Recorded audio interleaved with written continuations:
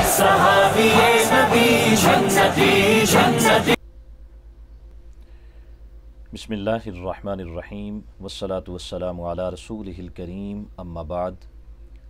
خادم مصطفیٰ حضرت انس ابن مالک رضی اللہ تعالی عنہ بیان فرماتے ہیں کہ آقا کونین صلی اللہ علیہ وسلم صحابہ کرام کے مجمع عام میں واعظ فرما رہے تھے۔ دوران گفتگو آپ نے ارشاد فرمایا کہ اے صحابہ، ابھی تمہارے درمیان ایک جنتی شخص آنے والا ہے۔ فرماتے ہیں ہم تمام متعجب ہو کر دیکھنے لگے۔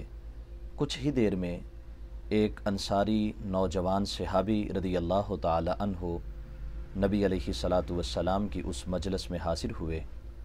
وہ دن گزرا۔ دوسرے دن نبی علیہ الصلاۃ والسلام نے فرمایا کہ ابھی تمہارے درمیان ایک جنتی شخص آنے والا ہے۔ اتفاق سے وہی نوجوان صحابی جو کل آئے تھے وہی اس وقت نبی علیہ الصلاۃ والسلام کی مجلس میں حاضر ہوئے۔ تیسرے دن بھی نبی مہربان صلی اللہ علیہ وسلم نے ارشاد فرمایا کہ تمہارے درمیان ایک جنتی شخص آنے والا ہے، تو اتفاق سے تیسرے دن بھی وہی نوجوان صحابی رضی اللہ تعالی عنہ بارگاہ مصطفیٰ میں حاضر ہوئے۔ جب سرکار دو عالم صلی اللہ علیہ وآلہ وسلم اپنے گھر تشریف لے گئے تو حضرت عبداللہ بن عمر بن عاص رضی اللہ تعالی عنہما اس نوجوان صحابی کے پیچھے پیچھے چل پڑے اور ان سے درخواست کی کہ میں کسی وجہ سے چند دنوں تک اپنے گھر نہیں جا سکتا، آپ اگر مجھے اپنا مہمان بنائیں تو میں آپ کی اس کرم نوازی کو ہمیشہ یاد رکھوں گا۔ اس نوجوان صحابی نے جناب عبداللہ بن عمر کو اپنا مہمان بنا لیا۔ حضرت عبداللہ بن عمر فرماتے ہیں کہ میں اس نوجوان صحابی کے گھر میں رہ کر ان کے معمولات کا مشاہدہ کرنے لگا۔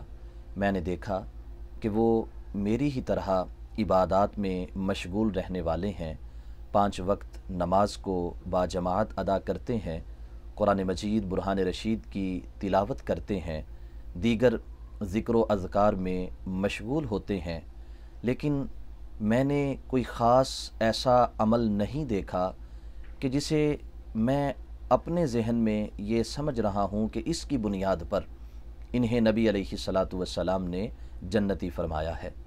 جب 3 دن گزر گئے تو میں نے ان سے کہا کہ میں اس وجہ سے آپ کے پاس رکا تھا کہ نبی مہربان صلی اللہ علیہ وسلم نے 3 دن تک آپ کے جنتی ہونے کا اعلان فرمایا، تو میں یہ دیکھنا چاہتا تھا کہ آپ ایسا کون سا عمل کرتے ہیں کہ جو ہمارے اعمال میں شامل نہیں ہے اور جس کی وجہ سے آپ کو نبی علیہ الصلاۃ والسلام نے جنتی قرار دیا ہے، لیکن میں نے آپ کے اعمال میں ایسا کوئی منفرد عمل نہیں دیکھا جو میرے اعمال میں نہ ہو۔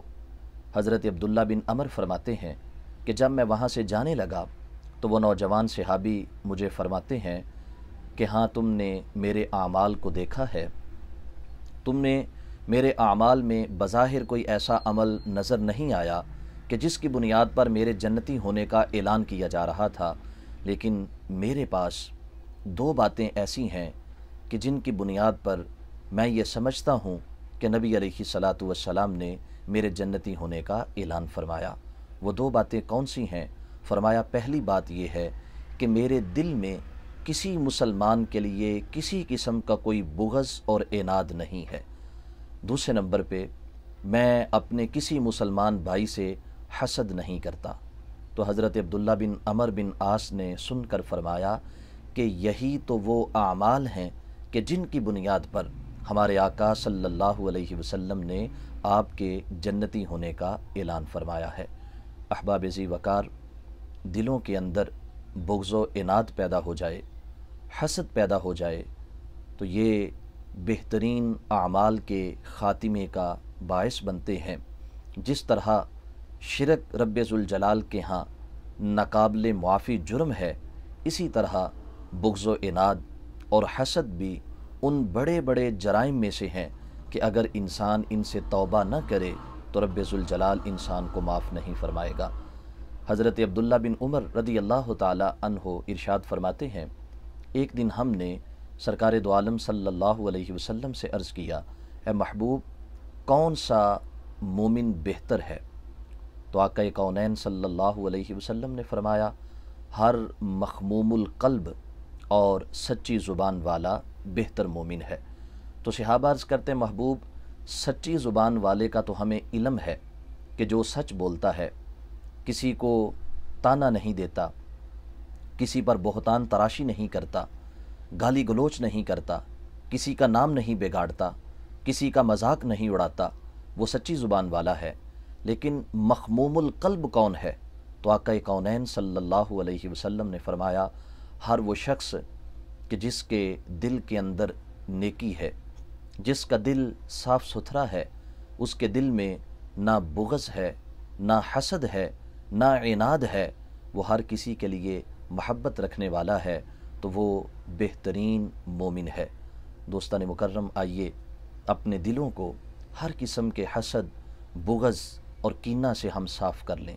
ہمارے دل ہر مسلمان کی محبت سے لبریز ہوں، ہمیں کسی سے حسد نہ ہو، ہمیں جو اللہ نے عطا فرمایا ہم اس پر خدا کا شکر ادا کریں۔